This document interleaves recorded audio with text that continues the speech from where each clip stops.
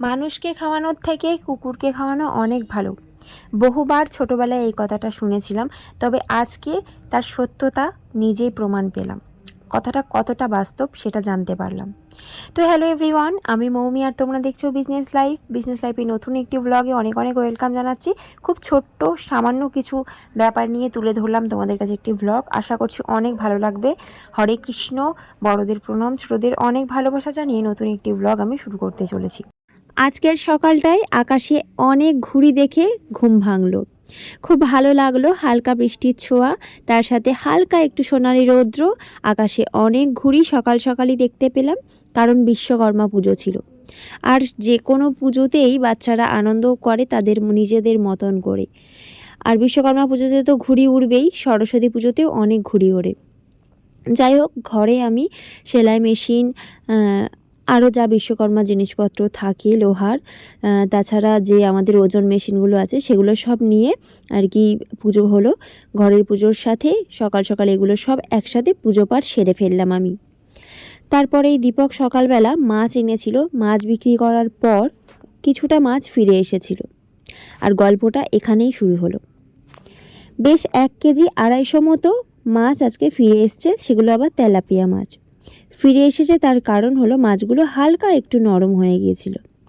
অনায়াসেই মাছগুলো 20-30 টাকা দাম কমিয়ে দিয়ে বিক্রি করা যেত, কিন্তু দীপকের বক্তব্য হচ্ছে মাছগুলো আর বিক্রি করব না, কেন অনেকটাই রৌদ্র ছিল আজকে, যে কারণে গায়ে রোদ লেগে যাচ্ছে, ওর শরীরটাও ভালো লাগছে না, মাছগুলো কাউকে ফ্রিতে দিয়ে দিই।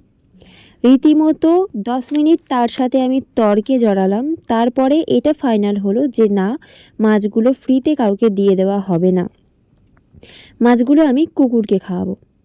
এবার বলতে পারো কেন একটা বাজে সিদ্ধান্ত নিচ্ছি, কেউ বা বলতে পারো ভালো সিদ্ধান্ত নিয়েছি। তো যার যেমন বক্তব্য সে সেটা কমেন্টে জানাও। তবে আমার সিদ্ধান্তটা নেওয়ার একটাই কারণ, সেটা হচ্ছে অনেকে অপেক্ষা করে থাকে কখন দীপকের সবজি বিক্রি না হয়ে ফিরে আসবে। 3-4 ঘন্টা পর যখন সবজি ঘাটাঘাটি হবে ফিরে আসবে, তখন আর সবজি বিক্রি হবে না, কম দামে তারা কিনবে। আর মাছের ব্যাপারটাও তাই, মাছ বিক্রি করে যখন দীপক আসে তখনও তারা এটাই কামনা করে যাতে বিক্রি না হয়, ফিরে আসে। ফিরে আসলে ও সস্তায় তাড়াতাড়ি মাছগুলো বা সবজিগুলো দিয়ে দেবে, সেটা যারা কামনা করে তাদেরকে আবার ফ্রিতে এতগুলো মাছ কিভাবে খাওয়াবো?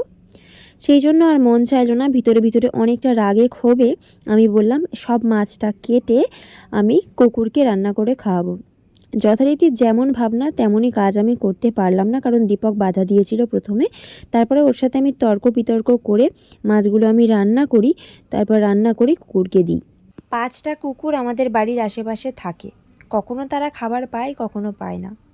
এই মাছগুলো সবাইকে ভাগ করে দিলাম। ওরা যখন খাচ্ছিল না, খুব ভালো লাগছিল। আমি হয়তো কখনো ওদেরকে টাকা দিয়ে কিনে এগুলো খাওয়াতে পারতাম না, যেহেতু এটা দীপকের ব্যবসার লাভের টাকা থেকে রয়েছে, মাছ কটা বিক্রি হলে লাভ হতো, সেই জন্য আর গায়ে লাগেনি। এটা যদি পুঁজিটা থাকতো তাহলে গায়ে লাগতো।